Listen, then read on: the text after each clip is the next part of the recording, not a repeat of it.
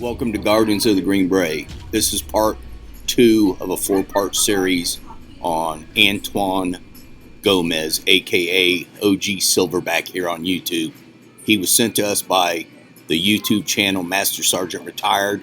A link to the Master Sergeant's channel will be in our description, along with links to the other videos. In video number 4, we have his apology/excuse and a recording of his full admission that he never attempted any of what he claimed.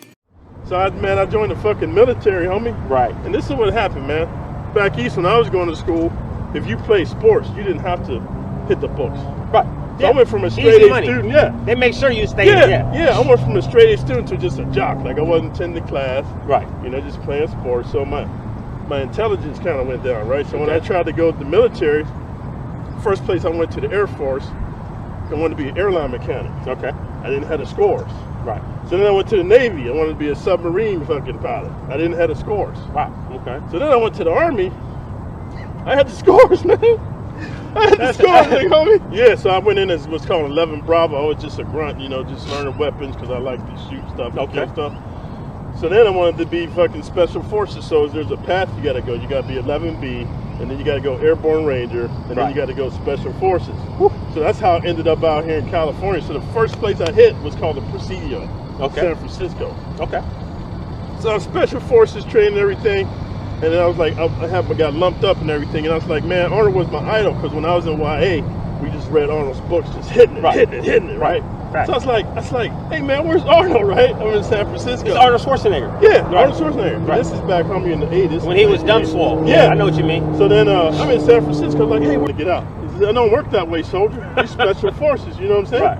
You're training Special Forces, or you're already in Special Forces? No, I'm training. Oh, okay. You got to go through a training program. That's a lot you got to do. So I went to Presidio because I was a Special Forces combat medic. Okay. So you got to learn how to do tourniquets, amputations, all this kind of shit, right? Okay. So anyway, a year later, go to Germany, homie. Right. Then after I go to Germany, they sent me to fucking Grenada. But did you train over there though? Yeah, while you were in Germany? Forces? No, in Germany, did you get to train with some of them dudes that make you buff like Arnold? No, I was gonna let's skip over that part. No, I was gonna tell you what happened. So when I first get to Germany, Grenada was jumping off. So being you training for Special Forces, like the way it works, if you training in some shit, that's the theory. You got to go and really practice that shit. Yeah, absolutely. You a killer. Go over there. So I've seen combat for real. It's only so much training before you need to put into practical application. You know what I'm saying, homie? Yeah. You know what I'm saying? Yeah. And then I fucking go to Panama, right? Whew. Go to Panama. That's where I get shot in the head, homie. Okay. No, so I'm driving the Deuce and a half. I got all the medical equipment. Just so you know, when you fighting the enemy, what you do is you take out their supplies, their food, medical, this and that. You make them weak. Right. So I got the medical stuff, and the fucking Panamanians come out of the fucking bush, shoot through the Deuce and a half window. But back then the helmets was metal. Okay. For all you military motherfuckers right now, I think your shit is Kevlar. My shit was actually metal. You strap it to your neck. Right.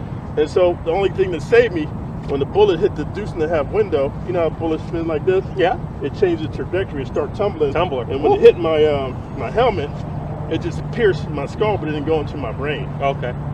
So it cracked the skull, but didn't damage the brain. Yeah, right here, big homie. Oh, okay, yeah. So what happened? They patched me up. I was still functional. Right. I missed formation. They checked the police law report. Oh, he's locked up in Sacramento County Jail. The MPs and the first sergeant came to get me Tuesday. Right. Because it was a military weapon. So, take me out of there. Check this out, homie. I got charged with discharging firearm in a public setting or some shit. Yeah. Because dude tried to rob me. It was on camera. Right. So they were upset because I took my military weapon off of the compound, but I wasn't going to clean it over the weekend. Right. So that's my second shooting. Okay. Changing up my life. Just quit working out so much, and I get off of the gear and shit, bro. Right. Just trying to change my life because I didn't want to be that dude. So then check this out, dude. I graduated from college, got my real estate thing. So when I'm not in the military on the weekends, I'm selling real estate. Good shit. You know what I'm saying? Right. So check this out, homie. 3 months before I'm ready to get out. Right. The fucking Desert Storm hit. Woo. No, and I got all this Special Forces, Airborne Ranger bullshit that I don't believe in. Front. Hey, let me tell you something, man. I really thank you veterans for your service, man, but I learned as much bad shit in the military as I did good, but I'm proud of you guys, man. But all I'm saying is when you go in there playing Army, one day they're going to go, oh, you want to play it? Let's do it. So I already have been to 2 fucking excursions. I've barely made it out. Right. I got 3 months left, homie. Right. I got a girl. I'm selling real estate. You know what I'm saying?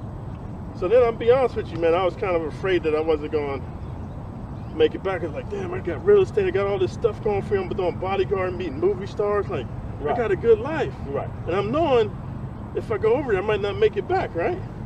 So then one of my homies, we was on red alert. We getting ready to deploy. Right. So one of my homies goes, hey, man, no offense, everybody. I don't feel this way anymore. But, man, fuck them turban head motherfuckers, man. We're going to go over there, just mow them down, man. Let's get some crack and get amped up. And I was like, fuck it. Let's get some crack. So a platoon is like... Wait, hold up. So y'all ready to go get it popping? Yeah, over there. And you say, let's get super psyched. No, the homie. Or somebody said, let's go Super Saiyan crack, and get some crack and get all super amped up. No, because crack amps you up. So we gonna power up. Yeah, because you know. I just want to make sure they understand and didn't miss it because it came kind of fast. Okay. So I just want to make sure they understand y'all finna Super Saiyan and power up with some crack. Yeah. Bet. Hey, go. On the real fellas, for those of you who've never had to take anybody's life, it's not as easy as it seems. Like maybe you young cats can do it because you don't think about the ramifications, but when you're older and you appreciate life, you got to get to another level to take a man's life because it's ramifications. So dude's like, let's get ramped up on some crack. We're like, yeah! So little did I know when I hit that pipe, homie, and I beamed up, I wasn't coming down.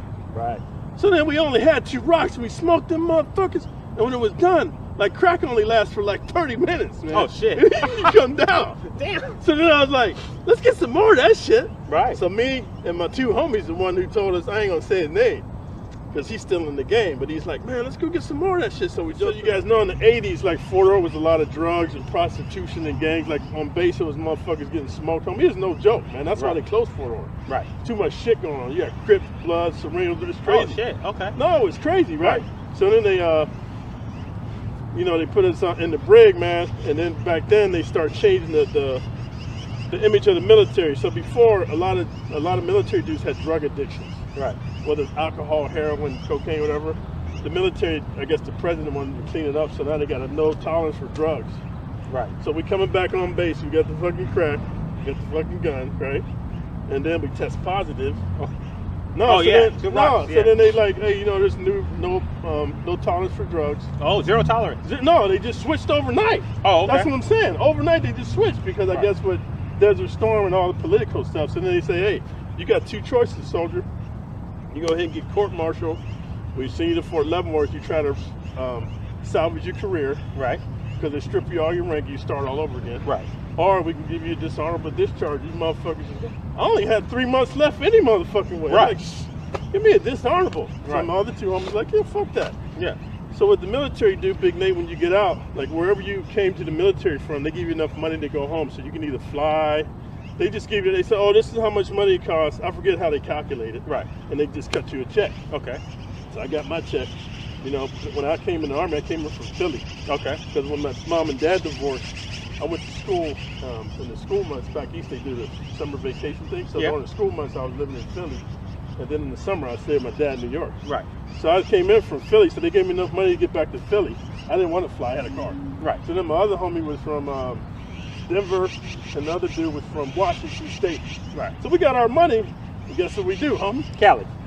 Man, we go back down to Seaside, man. Seaside, facts. Yeah. Don't forget to check out the other links of his videos in our description section with his full admission in video number 4.